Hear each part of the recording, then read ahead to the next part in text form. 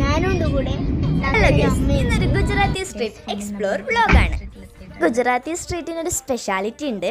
അതായത് ഈ സ്ട്രീറ്റ് വരുന്നത് അങ്ങ് ഗുജറാത്തിലൊന്നല്ല, നമ്മുടെ സ്വന്തം കോഴിക്കോടാണ്. കോഴിക്കോട് ബീച്ചിൻ്റെ ഒക്കെ തൊട്ടടുത്തായിട്ടാണ് ഈ അടിപൊളി സ്പോട്ട് വരുന്നത്.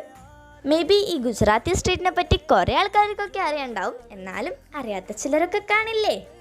നമ്മുടെ കോഴിക്കോടിനേക്കാളൊക്കെ എത്രയോ പഴക്കമുണ്ട് ഈ ഗുജറാത്തി സ്ട്രീറ്റിന് എന്നാണ് പറയപ്പെടുന്നത്. അതായത് വാസ്കോഡ ഗാമയ്ക്ക് കാലിക്കറ്റിലേക്കുള്ള വഴി കാട്ടിയത് ഒരു ഗുജറാത്തി ആണെന്നാണ് കേട്ടിട്ടുള്ളത്. അതുകൊണ്ട് തന്നെയാണ് ഈ സ്ട്രീറ്റിന് ഇത്രയും പഴക്കമുണ്ടെന്ന് പറയുന്നതും.